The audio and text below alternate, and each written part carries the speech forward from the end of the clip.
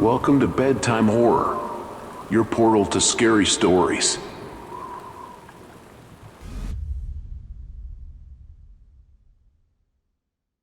As the sun dipped below the horizon, casting long shadows across the room, a sense of unease settled over me. My daughter Emily's room, usually a haven of comfort, now seemed charged with an inexplicable tension. I glanced at the clock, realizing it was time for her bedtime routine. "Time for bed, Emily," I called gently, standing in the doorway with a warm smile. Emily looked up from her toys, her big eyes shining with a mixture of reluctance and curiosity. "Okay, Mommy. Can you tuck me in?" I walked over and pulled the covers up to her chin, planting a kiss on her forehead. "Sweet dreams, my love." As I turned to leave, Emily's small voice piped up, "Mommy, can you check under the bed?" I chuckled, not wanting her imagination to run wild.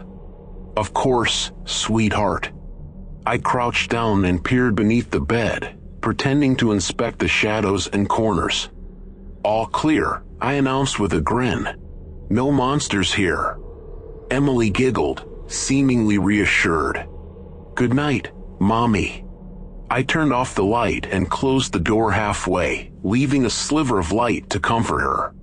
But as I made my way to the living room, a chill snaked its way down my spine. An irrational thought nagged at me. What if there was something under the bed, something unseen? I shook off the notion, chiding myself for letting my imagination get the better of me. I settled on the couch with a book, determined to lose myself in its pages. But every so often, I found my thoughts wandering back to Emily's room, to the space beneath her bed, and to the unexplainable tension that hung in the air. Hours passed, and the house grew quiet. Just as I was about to put the book down and head to bed, a faint sound caught my attention. It was a soft scratching, almost imperceptible.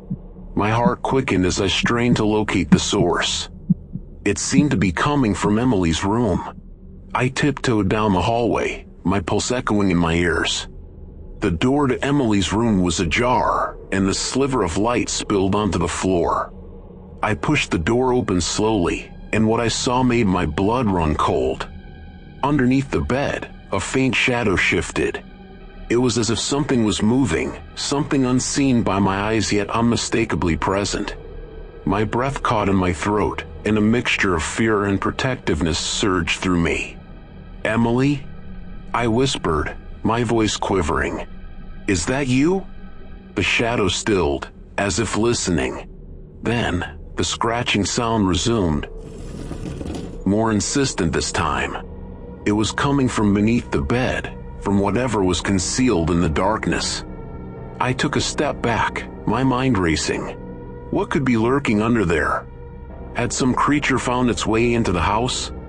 My instincts screamed at me to protect my daughter, to shield her from whatever unseen presence was lurking. Trembling, I reached for the light switch and flicked it on. The room flooded with light, and I held my breath as I looked under the bed, ready to confront whatever was there. But to my shock, there was nothing. The space beneath the bed was empty, devoid of any presence.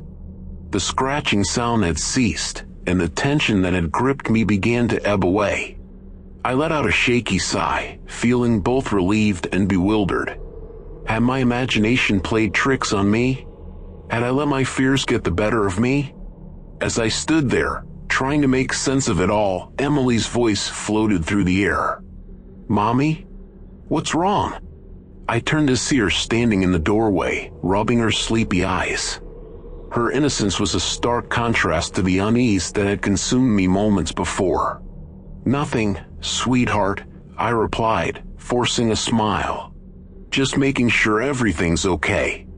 Emily yawned and shuffled back to her bed. "Okay. Good night, Mommy." I watched her settle back under the covers, her eyes already closing. With a final glance around the room, I switched off the light and closed the door, leaving it open just a crack. The mystery of the scratching sound lingered, but I pushed it to the back of my mind, determined to bring back the sense of safety that Emily's room had always provided. Yet, as I made my way to my own room, a nagging thought tugged at me. What had caused that sound? Was there truly nothing there, or had I merely caught a glimpse of something that existed beyond the realm of understanding? The days that followed the unsettling encounter under Emily's bed were filled with a constant undercurrent of unease. Every time I glanced down the hallway toward her room, a shiver ran down my spine. I couldn't shake the feeling that there was something lurking just beyond my perception, something that defied explanation. Emily, however, seemed unaffected by the strange incident. She carried on with her usual cheerful demeanor, oblivious to the turmoil brewing within me. I wondered if I should share my experience with my husband, but the fear of sounding irrational held me back. One evening, as the sun cast long shadows once again, I found myself drawn to Emily's room. Determined to quell my unease, I stepped inside and cast a wary glance beneath the bed. The space appeared just as it always had, empty and innocuous. But I couldn't shake the feeling that there was more to it. As I turned to leave, something on Emily's desk caught my eye. It was a drawing she had been working on, a colorful scene of a park filled with children playing. But at the corner of the page, almost hidden, was a small figure that sent a chill down my spine. It was a shadowy silhouette, its eyes hollow voids, and its stance hunched, as if observing the scene. My heart raced as I examined the drawing, feeling a sense of dread settle over me. Had Emily seen this figure too? Was it the same presence I had encountered beneath her bed? "Mommy, come play with me." Emily's voice broke through my thoughts, and I turned to see her holding out a doll with a smile. "Of course, sweetheart," I replied, my voice masking my unease. I pushed the drawing out of my mind and focused on spending time with Emily, determined not to let my fears affect her innocent joy. As bedtime approached, I hesitated outside Emily's room. The drawing haunted my thoughts, and I couldn't shake the feeling that there was a connection between it and the scratching sound from that fateful night. After Emily had fallen asleep, I sat at her desk and examined the drawing again. The figure seemed to emanate an eerie energy, as if it held a presence beyond the paper. I couldn't ignore the sense that it was somehow connected to the scratching, to the tension that lingered in the room. I resolved to confront this mystery head-on. I grabbed a flashlight from the hallway and knelt beside Emily's bed. Taking a deep breath, I shone the light beneath the bed, fully expecting to find nothing once again. But this time, something caught the light, an object hidden in the shadows. I reached in and pulled it out, my heart pounding as I held a worn-weathered book. Its pages were yellowed and tattered, and its cover bore no title or author. With trembling hands, I opened the book, the pages crackling with age. The words inside were written in a language I couldn't recognize, symbols and letters that seemed almost otherworldly. As I turned the pages, I came across a chilling illustration, an uncanny resemblance to the figure in Emily's drawing. A wave of realization crashed over me. This book, this presence, it was connected to Emily's room, to the scratching sound, to the unease that had gripped me. I had stumbled upon something that defied understanding, something that existed on the fringes of reality. The realization hit me like a ton of bricks. There was no one to help, no one to turn to. I was alone, trapped in a maze of uncertainty and fear. The drawing, the book, the unseen figure, they all converged into a twisted puzzle with no clear solution. I stood there, my chest heaving, my mind racing. The events of the past days had taken on a surreal, nightmarish quality. And as I stared down at the mysterious book, a sense of foreboding settled over me. The answers I sought were undoubtedly hidden within those pages, but they came at a price, unraveling a truth that defied logic and challenged the boundaries of reality. As I placed the book on the desk, I couldn't escape the feeling that I was being watched, that the shadows held secrets from that unsettling night. And with each passing moment, the presence in Emily's room seemed to grow stronger, its grip tightening on both my mind and my surroundings.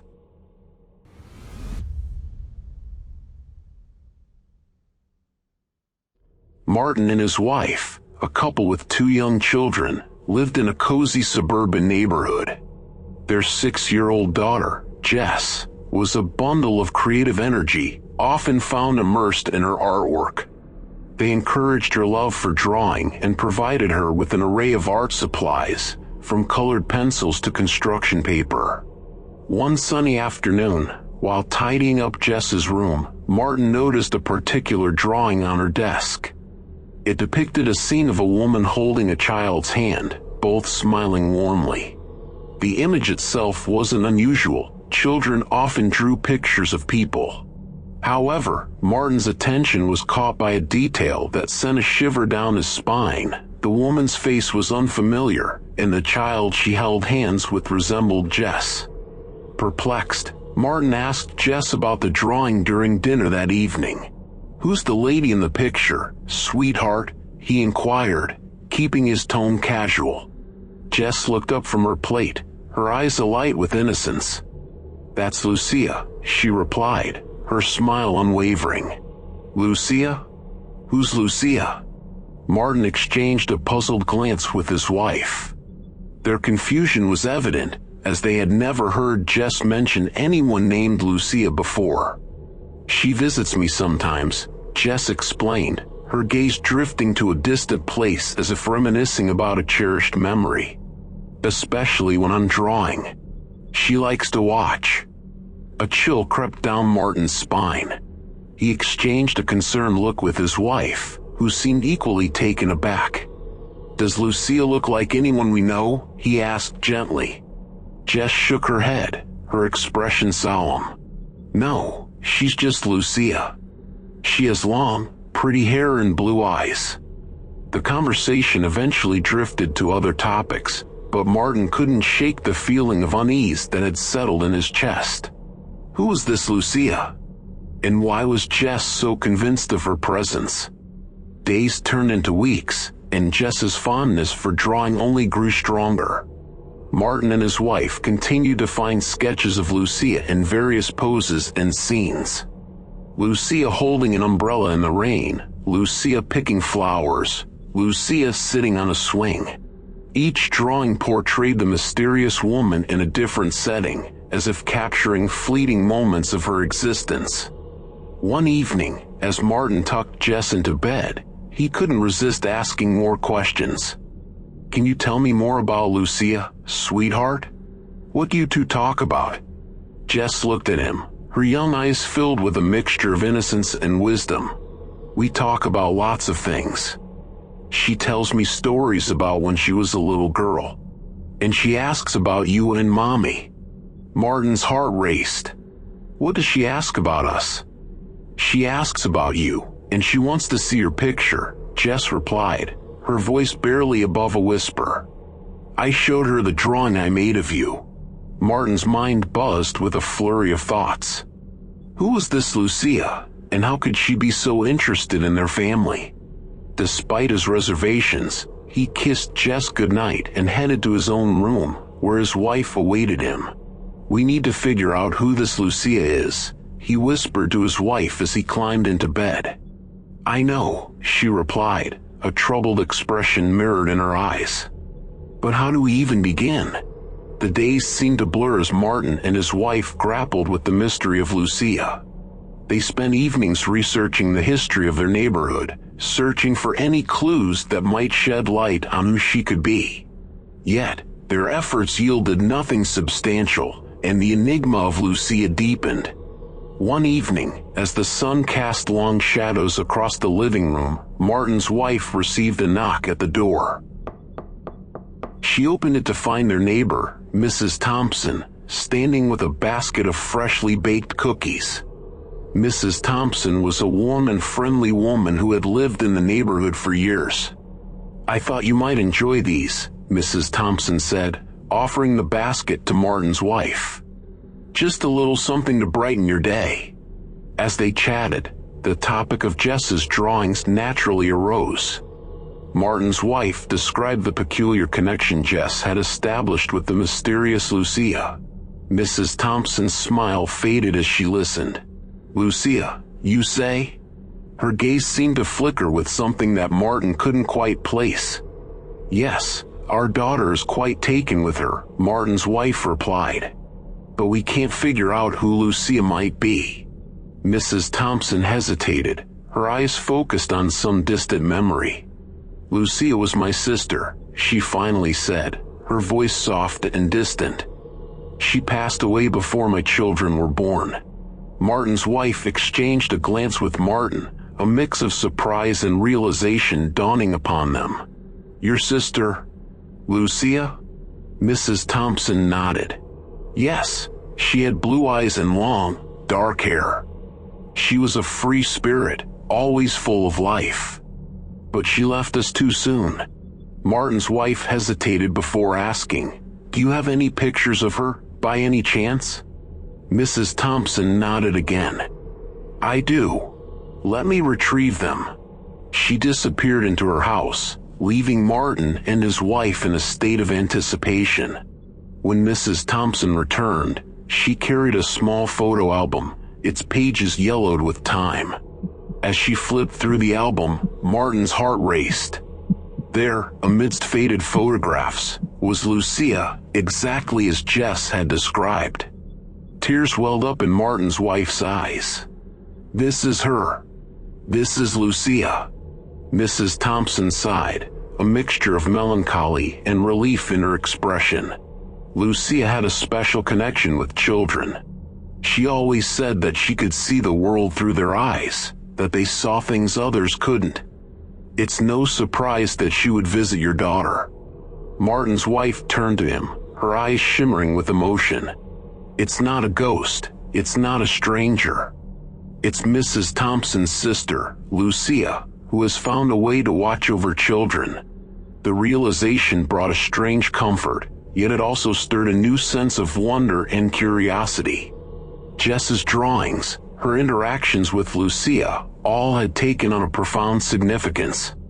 Martin and his wife felt a renewed sense of connection to their daughter's creativity and imagination. In the days that followed, Jess continued to draw scenes with Lucia, capturing the bond between the living and the departed. She drew Lucia playing with other children, dancing among the trees, and even holding hands with her parents. The drawings became a testament to the enduring connection between generations, transcending the boundaries of life and death. And as the family shared stories of Lucia's adventurous spirit and love for children, they found solace in the fact that the mysterious presence that had captured their daughter's heart was not something to fear, but a gentle reminder of the beauty that could be found in the unknown. With the truth revealed, Martin and his wife's home became a haven of memories and shared stories. The drawings, once unsettling, now became cherished symbols of an extraordinary friendship that bridged the gap between the living and the departed. And as Jess continued to draw and tell stories of Lucia, her family knew that the bond they shared was something truly magical.